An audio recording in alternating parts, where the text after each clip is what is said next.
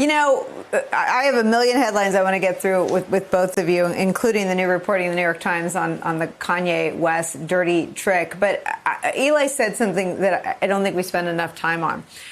Shame. We have never calibrated for covering someone with no shame. So we covered the Access Hollywood tapes 4 years ago, thinking that he would feel shame that his wife and children, including at the time a young child, you know, heard him talking about grabbing women in the bleep on a videotape. So it was covered as a scandal. Donald Trump didn't feel any shame that he was caught on tape saying those things. We cover the Woodward tapes the way the Frost-Nixon tapes, I think, were sort of this revelatory look inside Nixon, who until then, you know, one of the country's most corrupt presidents.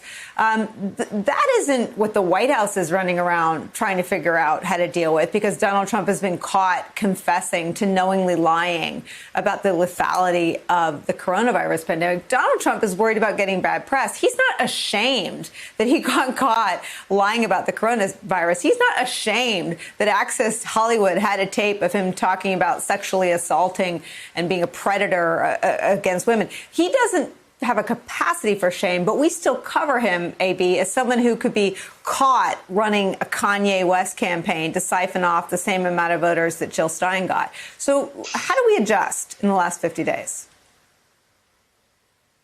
Well, two things. I mean, I think that you're right. It's one of the most under-discussed things that we've learned from the last couple of years is that our entire system that created by the founders was really built on more norms than laws.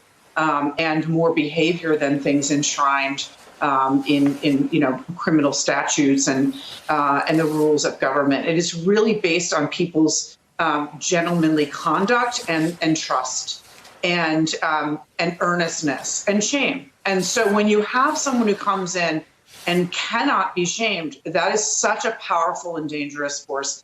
We just really haven't grappled with that enough. And that the wreckage that is going to result from Donald Trump's 4 years or 8 is really powered and engined by that lack of shame. The thing about the Kanye West thing is it's completely out in the open. Again, it's not Democrats think it might be a dirty trick. Right. We all know Republicans are trying to get Kanye West to be a spoiler because in 2016, Jill Stein's spoiler effect was so powerful. She helped Hillary lose and Trump win in Michigan and Wisconsin, not in Pennsylvania, but amounted to an electoral college victory, again, in those 3 states of less than 78,000, fewer than 78,000 votes. And so they've been looking at the polling and seeing that Biden does, so much better with double haters, people who don't like either candidate, and then without a third-party spoiler, they were just going to be headed to defeat. So it's very brazen. It's very out in the open. Sadly, they're using someone who's mentally unstable. The whole thing is beyond disgusting. But there is power in the numbers that could end up tipping the election in write-ins when people think that Kanye West is on the ballot, and if they don't see it, they write in. There were so many write-ins in Michigan last time, and so it ends up actually being mathematically consequential.